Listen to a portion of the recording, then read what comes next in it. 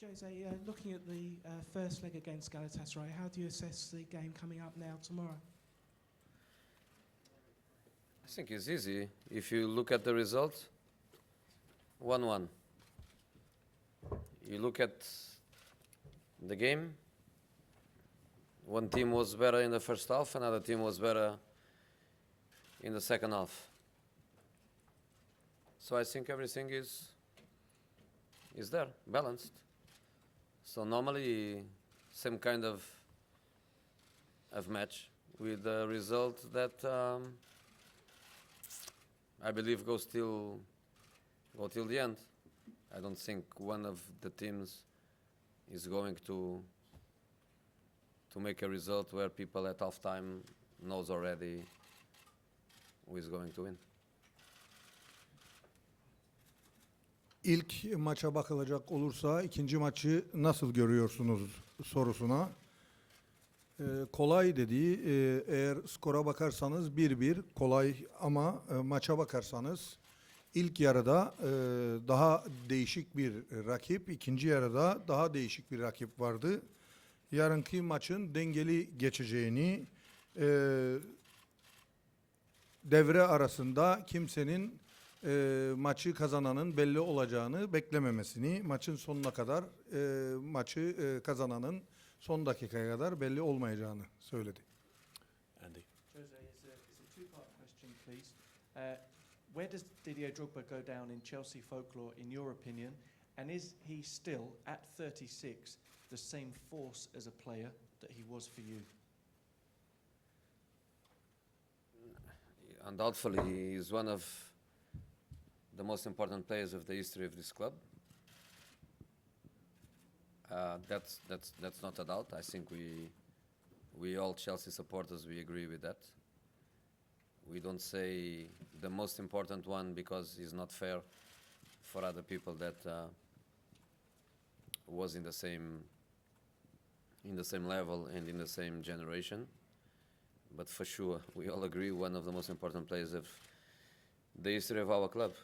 Is he the same player at 36 than he was at 26? I think nobody is, but he's one of the best strikers in the world. That's for sure.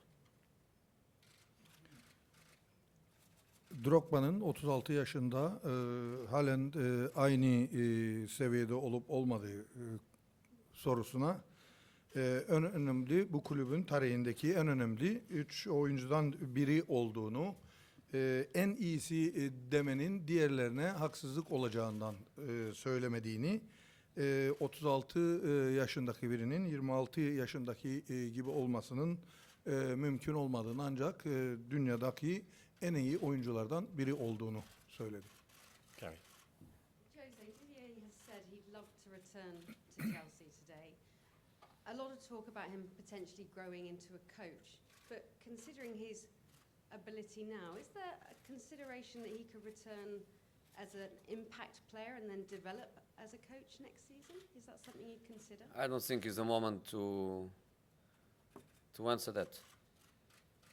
Tomorrow is a big game, and I don't think is the right moment to speak about it. He's a Galatasaray player. We know he is a free agent. We know he finished his contract in the end of the season, but we think that is not the right moment to speak about it. Would you love to work with him again? Sorry, let's get a translation on the first one. Drogba'nın Stamford Bridge'e antrenör olarak gelmeyi umut ettiğini, sizin bu konudaki görüşünüz nedir diye sorusuna yarınki maçın çok önemli olduğunu ve bu konunun şu anda konuşulmasının doğru olmayacağını, sene sonunda boşa çıktığını, kontratının bittiğini bildiğini ancak bunu daha sonraki dönemde değerlendirilmesi gerektiğini söyledi.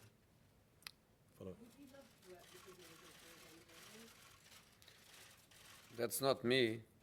The important thing, that's not me. That's Chelsea. And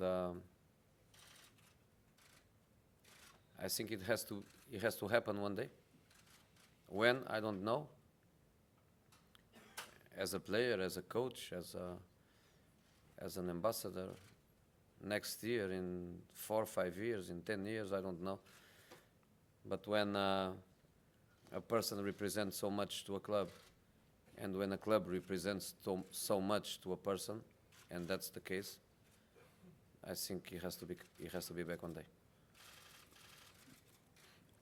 Drogba'yla günün birinde çalışmayı umuyor musunuz sorusuna bu kendisinin değil Chelsea'nin bir kararı olabileceğini ancak mutlaka bir gün gerçekleşeceğini gerek futbolcu gerek antrenör gerekse temsilci olarak bunun olabileceğini söyledi. Over there, back row. Sports Latin America We Live. I just would like to ask you how you expect the team to respond after what happened at Villa Park, and if we would like in the future Javier Zanetti to come and join you as your assistant at some point, maybe not Chelsea, maybe in another club, and if it's true that you've been in touch with him about becoming your assistant at some point. Zanetti. No. Zanetti, no. A very important player in my career, a friend for life. But he belongs to Inter, and I never invite him, and he's not in my plans to do so. So that's not a point. And reaction to Villa Park, we cannot have reaction to Villa Park, because if we have reaction, we bring the game into disrepute. So we have no reaction. We just close our mouth and we keep going. Zanetti ile birlikte ileride Villa Park'ta olanlardan sonra birlikte çalışıp çalışmayacağını sorusuna Sayın Mourinho kesinlikle ajandamda böyle bir olay söz konusu değil yanıtını verdi. Villa Park'taki olaylara da reaksiyon veremeyiz çünkü oyun için önceden daha görüşülecek konular var. Okay, yes, sir. Mancini basın toplantısında kazanırsak Mourinho ile yemek yiyebileceğini ve hesabı kendisinin ödeyeceğini ifade etti. Bu konuyla ilgili neler söyleyecek? Bir de kendisi çok takdir edilen bir hoca. Türkiye'den beğendiği Türk futbolcu var mı? Mancini has answered Can you do it in the microphone so they can hear? Thanks. Mancini has replied to a question that he would like to have a meal with you after the match if he wins, and he will pay the bill. What would you do? Would you like to have a meal with him as well? No. No. Hayır. And the other question was the second question was is there any Turkish player that you have got your eye on? I like lots of them, but I don't think about them. I think Turkish football pays a lot to the players. Sometimes it looks like the financial fair play doesn't arrive there, and I don't think we have conditions to compete with a certain kind of salaries. So no, I don't have an eye, but I know them all, and a lot of quality players. Birçok üst kalitede Türk futbolcu olduğunu, bunların hepsini kendisinin bildiğini, ancak ilgilenmediğini, çünkü Türkiye'de bu oyunculara değerinin üzerinde paralar ödendiğini söyledi. Okay, Andy. Jose, why would you not like to go out for dinner with Roberto Mancini, please? Because I have no interest. After the matches, I don't do things because I win or because I lose. After matches, what I have in my mind to do, I do. It doesn't matter if I win or if I lose. It's the same thing as some coaches they used to do. If we win tomorrow, is a free day. With me, it's not a free day because you win. With me, it's a free day when I think it's a free day, even if you lose. And in my plans, after the game tomorrow, I don't have a meal with somebody that has the same job as I am, and this is the only thing we have in common, is the fact that we both are football managers, nothing else. He did say he paid. Is that not true? Can we just do translation? Thanks. Ben Mancini ile yemek yemememin sebebi, çünkü ben bir maçın kaybedilip kazanıldıktan sonra herhangi bir maçın pozisyonuna göre karar vermem. Önceden ne yapacağımı karar veririm. Bazı antrenörler kazanılan maç sonrası takıma boş gün verir. Ben böyle bir şey yapmam. Boş gün vereceksem kazanılsa da veririm, kaybedilse de veririm. Mancini ile aynı görevi yapıyor olabiliriz ama kesinlikle aynı görevi yapıyoruz diye maçtan sonra yemek yememiz gerekmiyor. Matt. Jose, do you expect an on-field reaction from your players from the defeat on Saturday? And secondly, have you spoken to Ramirez about the nature of that tackle that got him sent off on Saturday? Don't you have other things to ask about that game more important than Ramirez tackle on minute 92? Do you think that in that game, the most important thing that happened in that game was Ramirez tackle on minute 92? I don't think it's the most important thing, But it's what you want to ask. Okay, and I don't want to answer. Villa Park'ta olan gelişmelerle ilgili takımın sahada yansıyıp yansımayacağını sorusuna, Because I feel that what happened on minute 92 was a consequence of the other 92 minutes that you played before that. So I'm sorry if I'm wrong or if you don't agree with me, but I think if you want to ask, you should ask about what hand in that tackle, not about the tackle.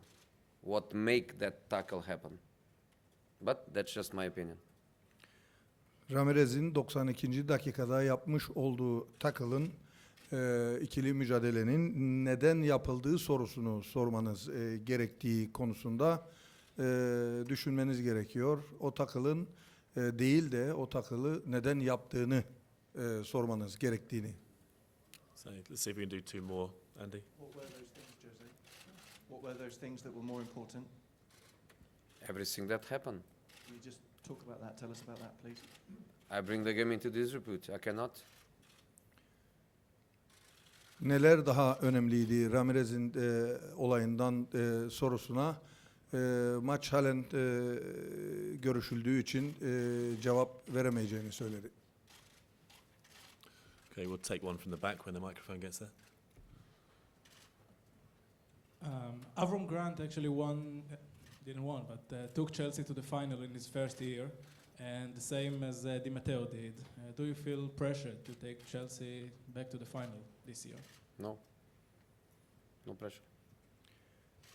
Even though there were 3 years before that you couldn't succeed? No pressure. İlk yılınızda finale taşıdığınız Chelsea'yi Di Matteo da aynı şekilde taşıdı. Sizin bu yıl finale taşıyıp taşımama konusunda bir sıkıntınız, bir baskı altında mısınız sorusuna hayır, baskı altında değilim cevabını verdim. Okay, anybody else before we close off? One last one here at the corner, please. Thank you. One player you know very well from Inter was Wesley Sneijder. What qualities do you think he brings to Galatasaray, Jose?